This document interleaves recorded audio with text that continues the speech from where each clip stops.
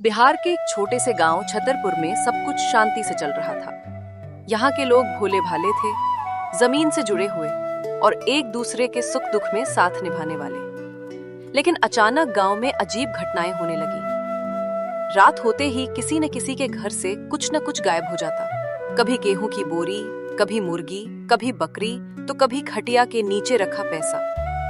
मजे की बात ये थी कि किसी को चोर दिखता नहीं था और ना ही कोई सुराग मिलता।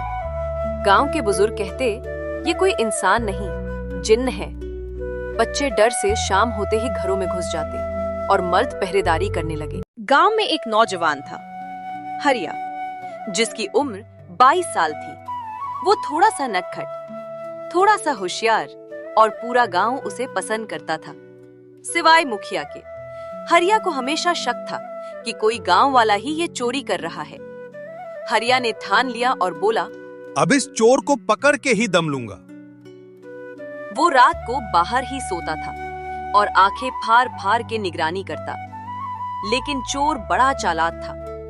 हर बार हरिया से एक कदम आगे निकल जाता और हर बार हरिया उसे नहीं पकड़ पाता।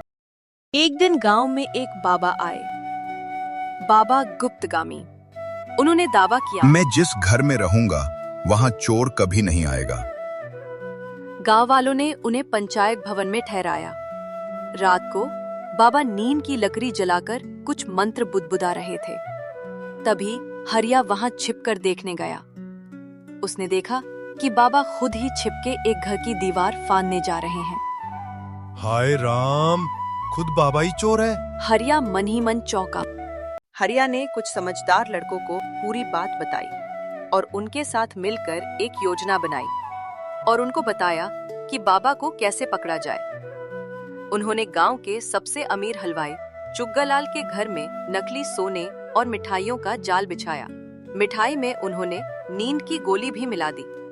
रात को जैसे ही बाबा उर्फ चोर घर में चोरी करने आया तो उसने देखा कि वहां मिठाई भी रखी हुई है और उसने मिठाई चख ली और कुछ देर में वही लुढ़क गया और हरिया की तरकीब को बाम आ गई। सुबह होते ही गांव के लोग जमा हुए।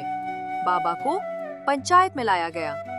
जब उससे सवाल किया गया तो पहले तो वो मंत्र पढ़ने लगा, पर जब हरिया ने कहा, अगर सच न बोला तो मुर्गा बनाकर पूरे गांव में घुमाऊंगा, तब बाबा ने फटाफट कबूल किया।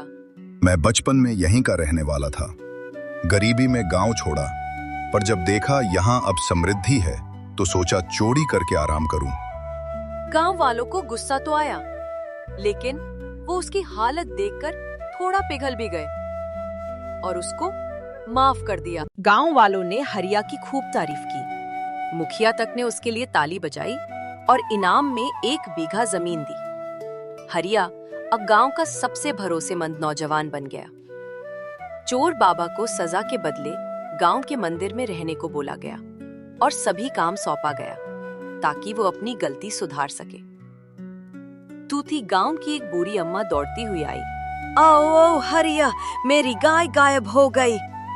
हरिया चौंका और बोला, तो क्या अब दूसरा चोर आ गया? गांव वाले फिर से चौंक गए। क्या ये कोई नया चोर था या कोई पुरानी साजिश? फिर सब अम्मा की झोपड़ी पहुंचे। अम्मा ने बताया, ये जिसका नाम गुड़िया था वो ही सब कुछ थी मेरे लिए, और रात में उसको मैंने यही बांधा था और अब रस्सी काटी हुई है।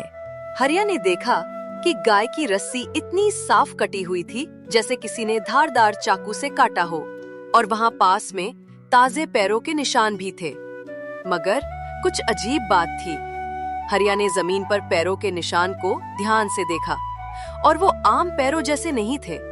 एक पैर छोटा, एक बड़ा, जैसे कोई लंगड़ा व्यक्ति चला हो। निशान खेत की ओर जाते थे। हरिया ने गांव के 2 लड़कों बबलू और पिंटू को साथ लिया और पीछा करना शुरू किया। निशान उन्हें गांव के बाहर जंगल की ओर ले गए। वहां एक पुराना टूटा फूटा कुआं था जिसे सालों से कोई देखता भी नहीं था।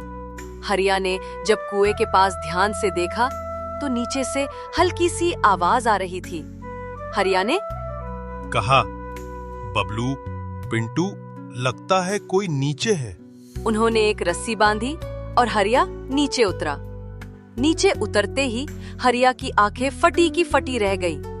कुएं के भीतर एक छिपा हुआ कमरा था और वहां बकरी, गाय, कुछ अनाज की बोरियां और एक लंगड़ा आदमी सोया हुआ था। हरिया ने तेज आवाज में बोला। ओए उठ, कौन है तू? वो आदमी चौंक कर उठ बैठा। उसका नाम था फकीरा। फकीरा ने डरते हुए बताया, मैं बाबा गुप्तगामी का चेला था। जब बाबा पकड़ा गया तो मैं छिप गया। मुझे लगा सब मुझे मारेंगे, इसलिए चुपचाप चोरी करता रहा। मैं भूखा था, बस जीने की कोशिश कर रहा था। गांव वालों को जब फकीरा की सच्चाई पता चली तो कुछ को गुस्सा आया पर कुछ को दया भी। हरिया ने कहा, अगर फकीरा ने जान बचाने के लिए चोरी की है तो उसे सजा नहीं, काम देना चाहिए।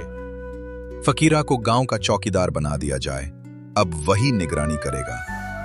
गांव वालों ने ताली बजाई। अब गांव में शांति थी। हरिया का नाम पूरे 10 गांवों में गूंजने लगा था।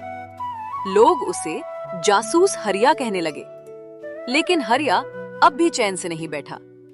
एक दिन उसे एक खत मिला। अगर सच जानना है तो चौथी पहाड़ी की गुफा में आना अकेले। कोई नाम नहीं, बस इतना ही लिखा था।